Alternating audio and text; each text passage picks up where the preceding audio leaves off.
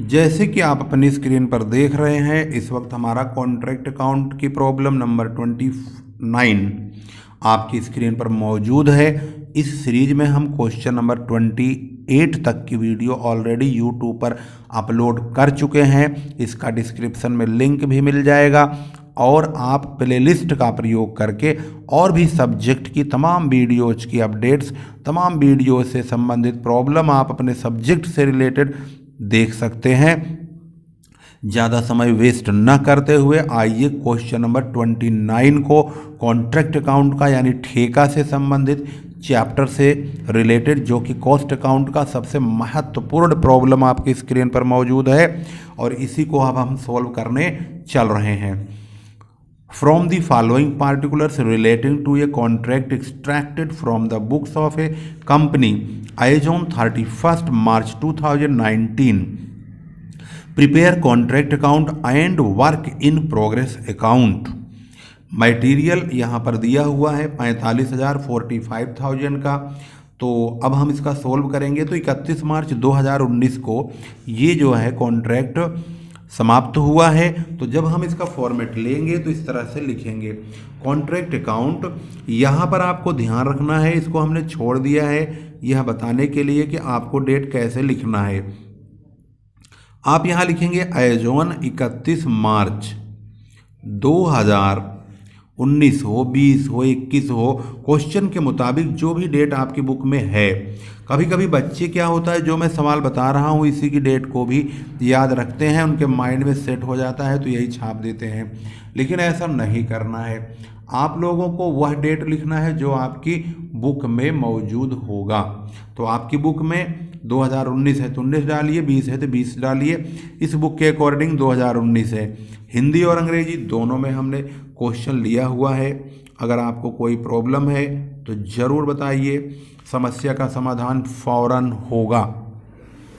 Question के मुताबिक materials हमने लिया है 45,000, wages 25,000, plant 37,500, salary of supervisory staff 2750 रुपये। और यहाँ तक हमारे चार खर्चे हैं 27 मतलब 2750 तक। तो 1 2 3 और ये रहा 27 50 100 मतलब 500। यहाँ पर एक पॉइंट आपको याद रखना होगा, सैलरी टू सुपरवाइजरी स्टाफ का 2750 रुपये का है। हमने इसमें आउटस्टैंडिंग 550 रुपये जोड़ के इसको 3300 बनाया है।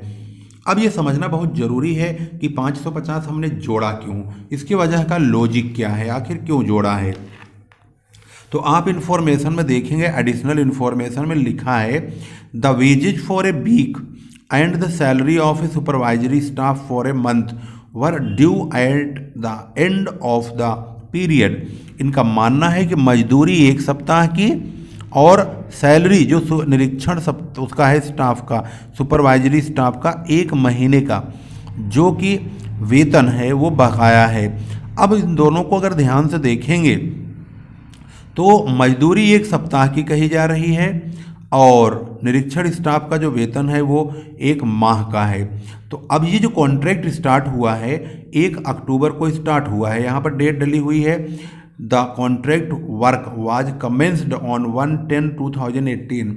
इसका मतलब है 1 अक्टूबर 2018 को इन्होंने कॉन्ट्रैक्ट प्रारंभ किया है। अक्टूबर, नवंबर, दिसंबर, जनवरी, फरवरी, मार्च 6 महीने तक ये ठेका चलेगा। उसके बाद 31 मार्च को बुक क्लोज हो जाएगी।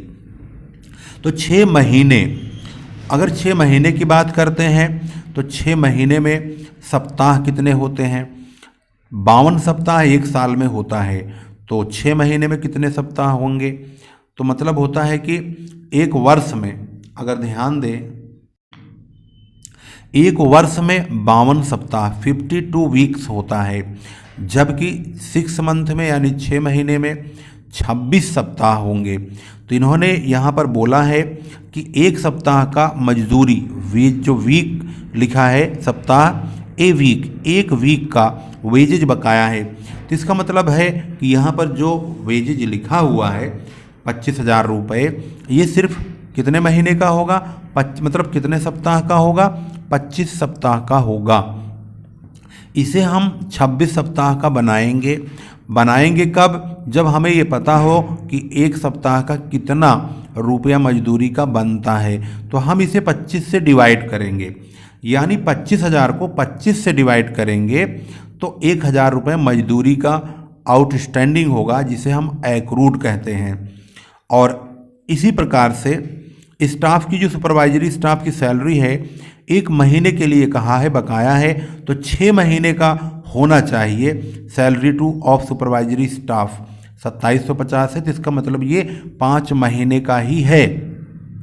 अगर ये 5 महीने का है तो 1 महीने का बताने के लिए हम इसको 5 से यानी 5 से डिवाइड करेंगे। तो इसे 5 से डिवाइड करेंगे तो आएगा 550 रुपये। इसका मतलब 550 रुपये प्रति माह जो सुपरवाइजरी का सैलरी है सुपरवाइजरी स्टाफ का, वो 550 रुपये होता है। 2750 को 5 से यानी 5 से डिवाइड करेंगे, 550 रुपये आएगा। वह 1 महीने का हमारा बकाया होगा, क्योंकि यहाँ पर इन्होंने बोला है 1 महीने का वेतन अदत्त है, तो 1 महीने का 550 ही बैठेगा, क्योंकि हमारा ठेका 6 महीने चल रहा है।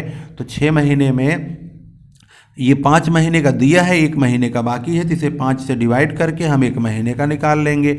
वही 1 महीने का हमारा आउटस्टैंडिंग होगा, उसको हम यहाँ 550 रुपये जोड़ के 3300 बना लेंगे। और मजदूरी का जो हमने बताया है क्रूड वेजेज, इस 25,000 को जो कि 25 सप्ताह का है, हमें 6 महीने के 26 सप्ताह के मजदूरी चाहिए। तो वो हमारा इसको हम 25 से डिवाइड करेंगे तो 1,000 प्रति सप्ताह का पता चल जाएगा। और 1,000 का आउटस्टैंडिंग जो होगा, जिसे हम एक्रूड वेजेज के नाम से 1,000 का यहाँ लिख देंगे। इसके बाद अगला पॉइंट आता है वर्क सर्टिफाइड, जो कि 88,000 है। वर्क अनसर्टिफाइड 4500 का है। इन दोनों को तो यहाँ लिख दिया जाएगा। Work certified work in progress की हेडिंग होगी, इसके अंदर वर्क सर्टिफाइड और वर्क अनसर्टिफाइड लिखेंगे। इसके बाद अगला पॉइंट ध्यान दीजिए, कैश रिसीव्ड है, इसका यूज तो कॉन्ट्रैक्ट अकाउंट में होता नहीं है। इसके बाद है प्लांट पर डेप्रिसिएशन 10% चार्ज करने के लिए कहा है। जब ठेका 6 महीने चला है तो हमारे पास जो प्लांट है ये 37,500, इसका जब डेप्रिसिएशन काटेंगे तो 37,500 इंटू 10% इंटू 6/12 करेंगे। यहाँ पर देखेंगे तो 37,500 इंटू 10%, तो 3750 आया, इंटू 6/12 करेंगे तो 1875 आया।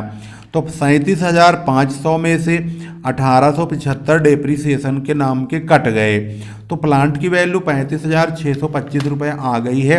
इसी को ही हम क्रेडिट साइड में लिख देंगे। इसके बाद सवाल में आगे बढ़ने पर पता चलता है कि value of material at site 31/3/2019 को बचा हुआ मटेरियल 2100 रुपये का है, उसको तो यहाँ लिखेंगे क्रेडिट में बाय मटेरियल्स एट साइट 2100 रुपये। अब हमारा जो पूरी सामग्री है, पूरा आइटम का एक एक पॉइंट है, उसको हमने लिख दिया है। अब हम चलते हैं, शुरू करते हैं इसका प्रॉफिट। अब वैसे तो मैंने प्रॉफिट निकाल के रख ही रखा है आपके सामने स्क्रीन पर, इसको हम एक बार और टोटल करके दिखाएंगे। 88,000 प्लस, कैलकुलेटर भी झटके दे रहा है, काफ़ी पुराना कैलकुलेटर है फिर भी हमारा साथ दे रहा है, ये अच्छी बात है, प्लस 2100, ये हमारा हो गया। अरे यार पता नहीं क्या क्या जुड़ गया ना ऑप्शन। आप चलो दोबारा करते हैं। 88,000 प्लस 4500 प्लस 35,625 प्लस 2100, ये हो गया 1,30,225। यहाँ हम लिखेंगे, दोनों तरफ इसी को लिख देंगे और इसमें से इन्हें घटाएंगे। इन्हें घटाएंगे तो 45,000 माइनस फिर 25,000 घटाइए, फिर 37,500 घटाइए, फिर 3300 घटाइए, फिर 1,000 घटाइए, तो भाई ये 18,425 का प्रॉफिट आ चुका है, जो कि आपकी स्क्रीन पर मौजूद है। मुझे बड़ा ब्लैक दिखाई दे रहा है, कम इस पर मोबाइल पे बड़ा स्लो हल्का दिखाई दे रहा है। चलो कोई नहीं, आपको दिख ही रहा है। तो यहाँ पर हम लिखेंगे टू नोशनल प्रॉफिट, BCD करेंगे इसको, और CD करके हम इसको ब्रॉड डाउन करके इसके निचले हिस्से में ले जाएंगे। यहाँ पर नोशनल प्रॉफिट BD करेंगे 18,425। कॉन्ट्रैक्ट प्राइस इसमें दिया ही नहीं है, तो नियम कहता है अगर कॉन्ट्रैक्ट प्राइस नहीं दिया है तो प्रॉफिट का 2/3 प्रॉफिट एंड लॉस में ले जाइए। तो प्रॉफिट एंड लॉस हमारे पास ये है 18,425 into 2/3 into cash received upon work certified, इसका नियम है।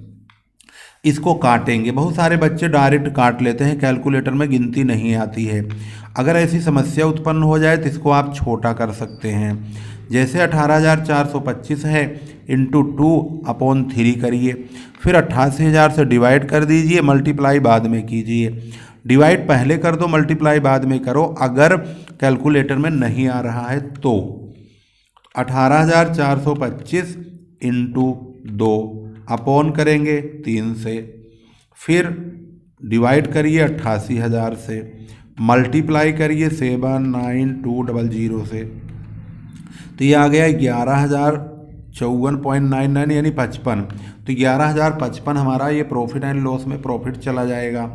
इसके बाद हम 18,425 में से इसको घटा देंगे तो 7,370 रुपये work in progress account profit capital reserve के नाम से लिख देंगे। इस प्रकार से दोनों को, और ये प्रॉफिट जो है इसको दोनों तरफ लिख करके इसको बंद कर देंगे। क्वेश्चन में वर्क इन प्रोग्रेस अकाउंट भी बोला है बनाइए, तो नीचे वर्क इन प्रोग्रेस अकाउंट हमने बनाया है पार्टिकुलर रुपीज़। भाई ये सब नहीं भूलना है आप लोगों को। अगर ये फॉर्मेट वगैरह अगर आप भूल गए तो नंबर कटेंगे, तो आप सोचोगे कि बहुत टॉप नंबर आने चाहिए थे यार, बड़े फ्लॉप आए, मैंने तो बहुत कुछ किया था। पता चला आपने ये सब फॉर्मेलिटी पूरी ही नहीं की। अभी एक लड़के का हमारे कोचिंग में पिछले से पिछले साल जो है इनकम टैक्स सब्जेक्ट में उसके आए थे 5 नंबर। अब उसको पगले को मैंने इतना समझाया कि भाई फॉर्मेट को ही सबसे ज़्यादा महत्व देना है, तौर तरीके लाइन वगैरह खींच करके ही नंबर मिलेंगे। वो बहुत इंटेलिजेंट लड़का, लेकिन उसने बेवकूफ़ ने यही किया, जैसे इनकम टैक्स में होता है computation of taxable income of mister फलाने जो भी नाम होता है फॉर द असेसमेंट ईयर, और उसके बाद फिर लिखा जाता है उसका फॉर्मेट के हिसाब से पैसा। अगले बंदे ने रकम भर दिया, ये नहीं बताया रकम कौन सी है, ये रकम किस बात की है, किस बात की डिडक्शन मिली। सब घटा रहा है, जोड़ रहा है, लेकिन ये नहीं बताता है कि ये किस बात के घटा रहे हैं, किस बात के जोड़ रहे हैं। अब यूनिवर्सिटी वालों ने क्या किया, ऐसे मार दिया खर्रा, ऐसे खींच दिया और रख दिया 0 नंबर, बेटा लो। अब वो बंदा क्या हुआ, उसको संतुष्टि नहीं मिली। उसने यूनिवर्सिटी में पैसे भर के अपनी कॉपी निकलवाई। कॉपी निकलवा करके जब ले करके आया तो मेरे पास फ़ोन करता, गुरुजी मैंने मेरठ यूनिवर्सिटी से कॉपी निकलवा ली है, मैंने तो बहुत सही किया है, आप एक बार देख लो। मैंने कहा ठीक है लेकर आ। मैंने जब देखा उसका तो मेरे तो होश उड़ गए। मैंने कहा अरे बेवकूफ़, मैंने तुझे बोर्ड पर एक फॉर्मेट इतना बेहतरीन बनाया था, बिल्कुल बढ़िया बना के समझाया था, तूने फॉर्मेट में ये सब क्यों नहीं लिखा, कौन सा सवाल का असेसमेंट ईयर क्या है, किसका ये इनकम है। तो कह रहा गुरुजी टाइम कम था, मैंने जल्दी यही लिख दिया। मैंने कहा अब जल्दी का अंजाम देख लिया। जब कोई चीज़ सिस्टम से नहीं करोगे तो ऐसे भुगतोगे। जब दोबारा उसने पेपर दिया तब उसके इनकम टैक्स में 100 में से आए 75 नंबर।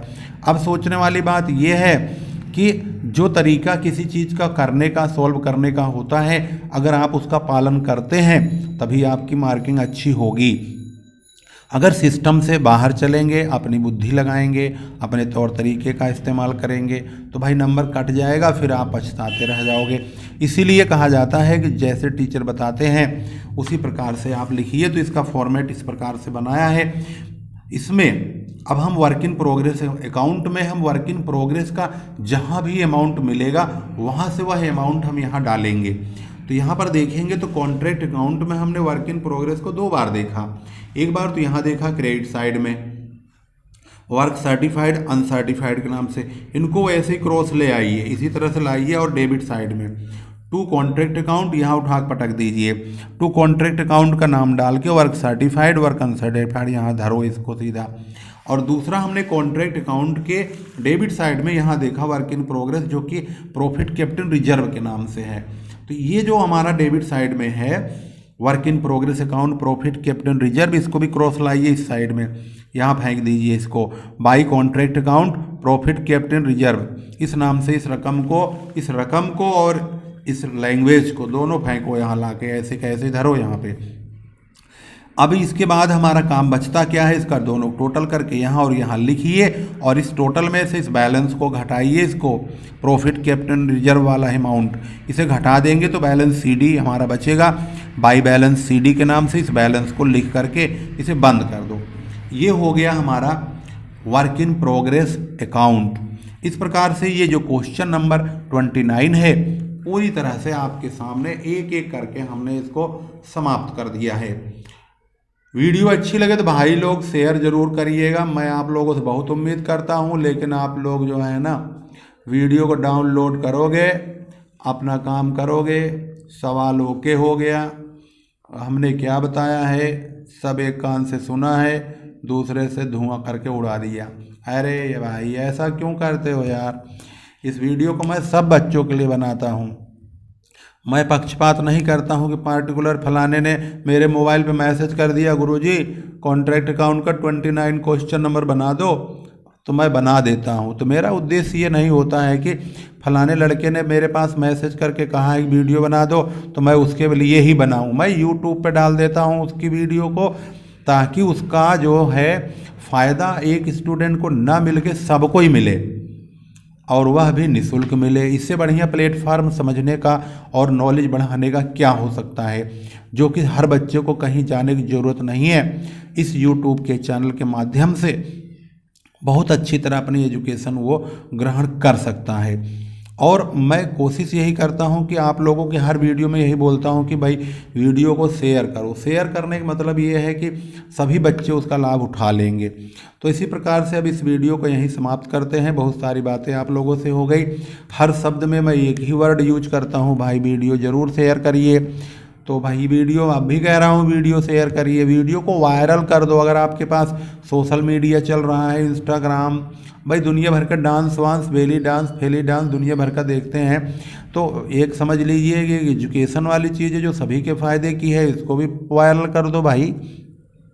लेकिन कोई वायरल नहीं करता, इस बात का मुझे दुख होता है। अच्छी चीज़ों को जो है फैलाई नहीं जाती हैं, बुरी चीज़ों को देख लो बहुत जल्दी फैल जाता है। इस प्रकार से मैं उम्मीद करता हूं कि आपको वीडियो पसंद आई होगी और आप इस वीडियो को अन्य स्टूडेंट्स तक जरूर पहुंचाएंगे। इसी के साथ ही इस वीडियो को समाप्त करते हैं और फिर ऐसे ही वीडियो लेकर आएंगे। तब तक के लिए नमस्कार, जय हिंद, जय भारत।